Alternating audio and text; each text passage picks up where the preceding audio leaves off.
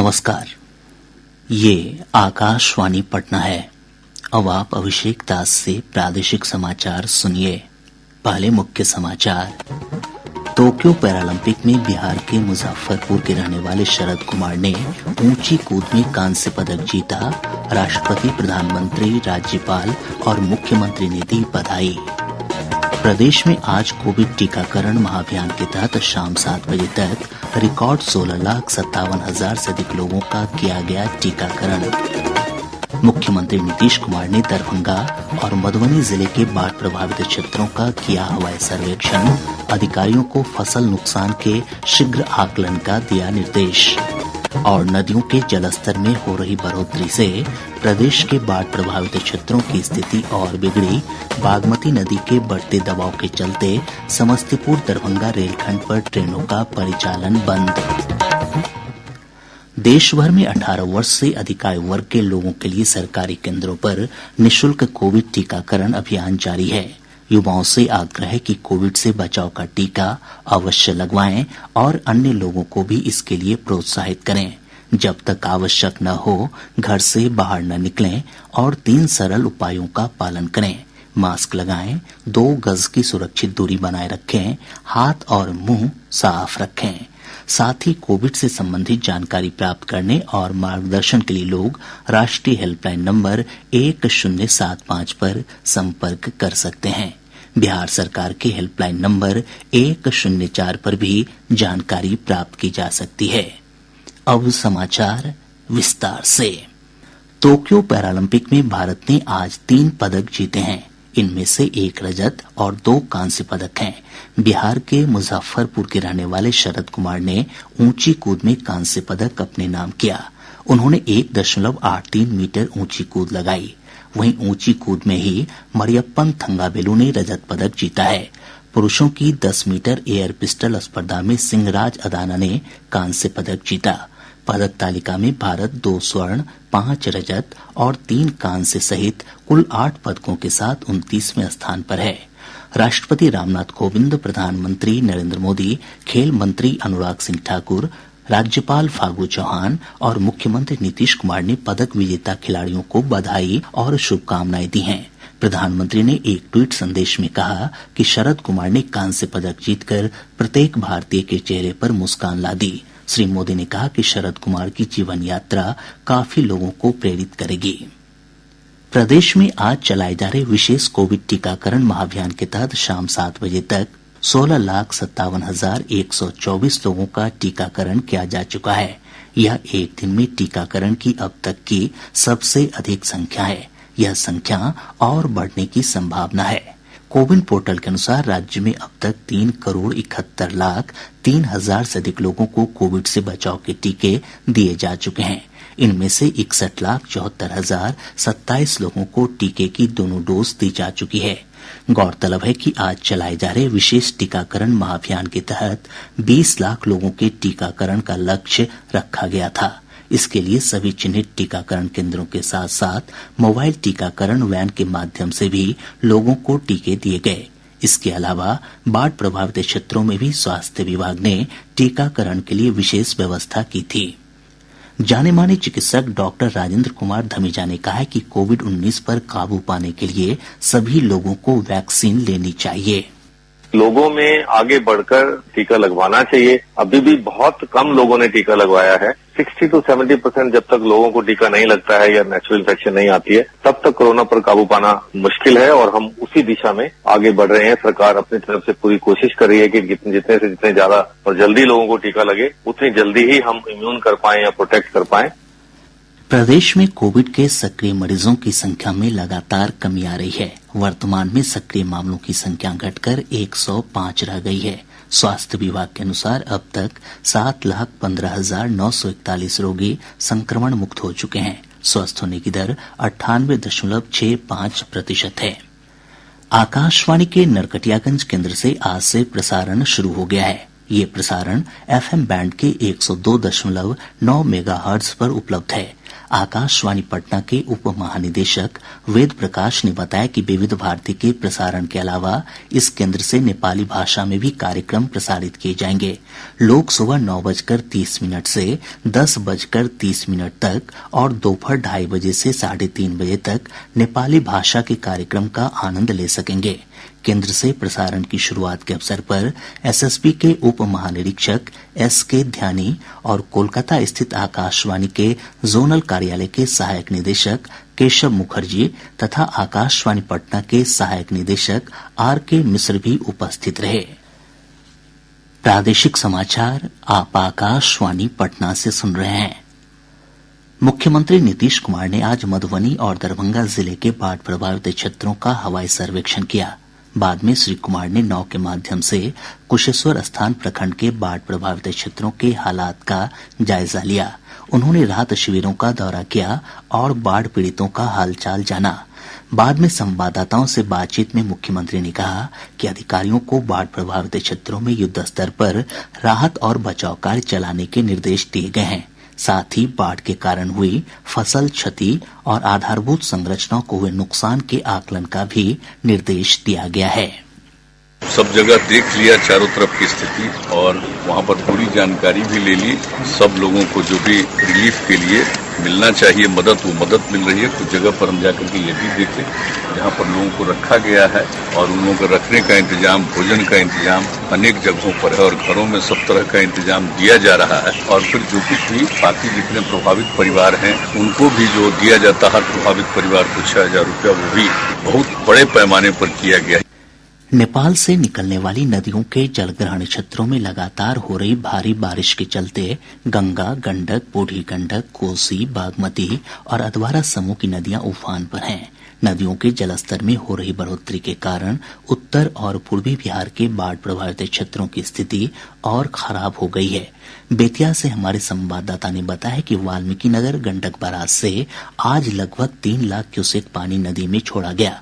इसके कारण जिले के नए इलाके बाढ़ की चपेट में आ गए हैं।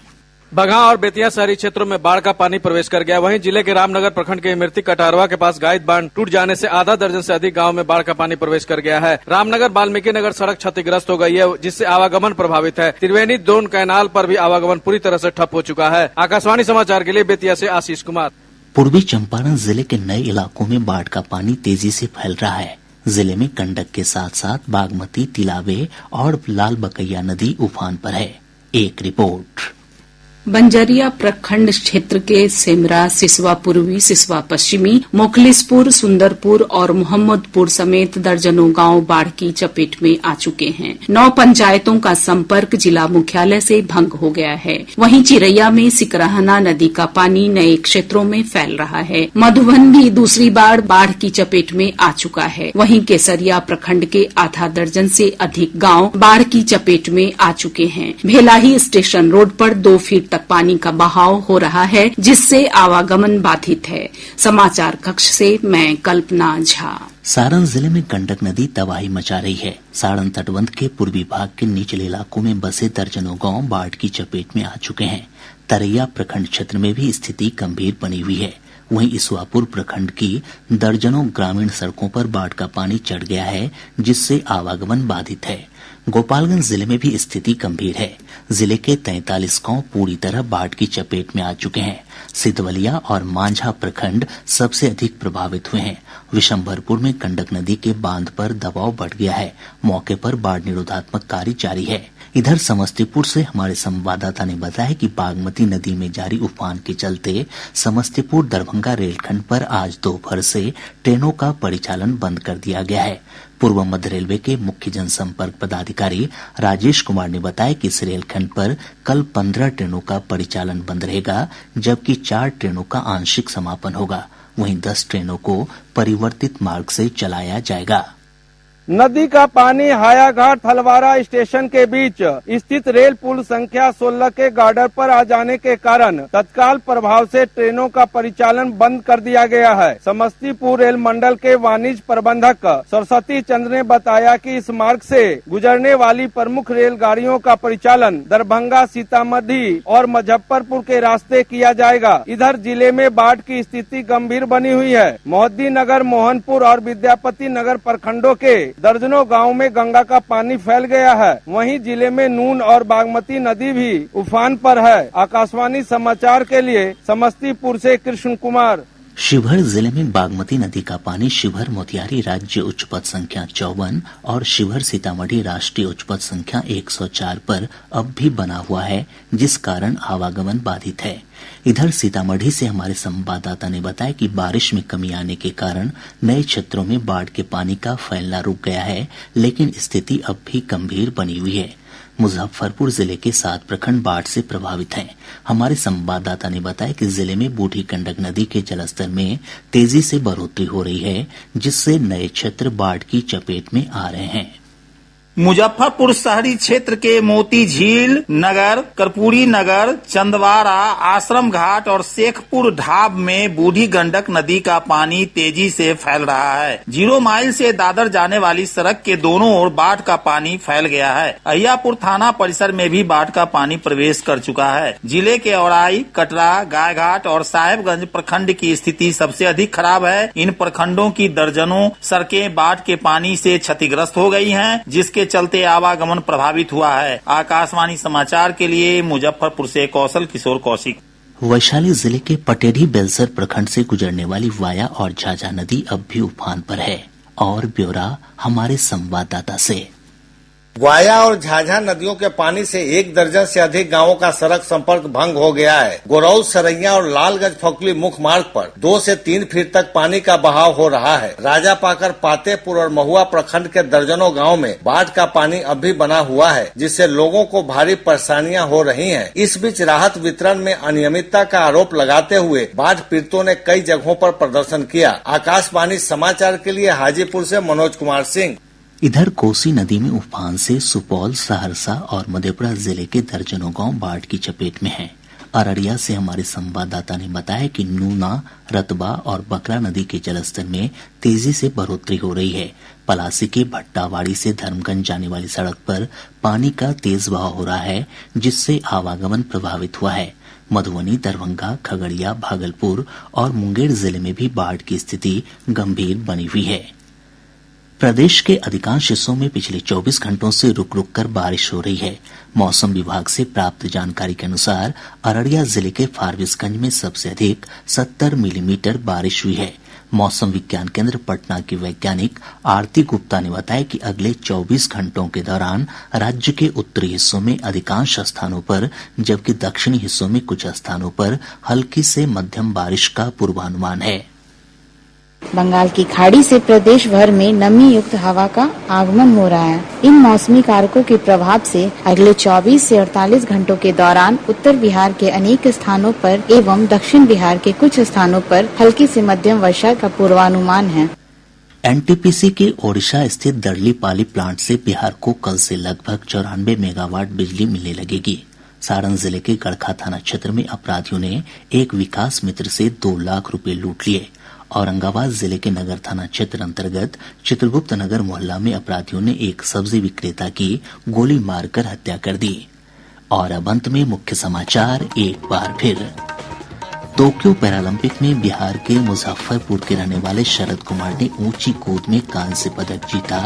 राष्ट्रपति, प्रधानमंत्री, राज्यपाल और मुख्यमंत्री ने दी बधाई। प्रदेश में आज कोविड टीकाकरण महाअभियान के तहत शाम 7 बजे तक रिकॉर्ड 16,57,000 से अधिक लोगों का किया गया टीकाकरण। मुख्यमंत्री नीतीश कुमार ने दरभंगा और मधुबनी जिले के बाढ़ प्रभावित क्षेत्रों का किया हवाई सर्वेक्षण। अधिकारियों को फसल नुकसान के शीघ्र आकलन का दिया निर्देश। और नदियों के जलस्तर में हो रही बढ़ोतरी से प्रदेश के बाढ़ प्रभावित क्षेत्रों की स्थिति और बिगड़ी। बागमती नदी के बढ़ते दबाव के चलते समस्तीपुर दरभंगा रेलखंड पर ट्रेनों का परिचालन बंद। इसके साथ ही आकाशवाणी पटना से प्रसारित प्रादेशिक समाचार का ये अंक समाप्त हुआ।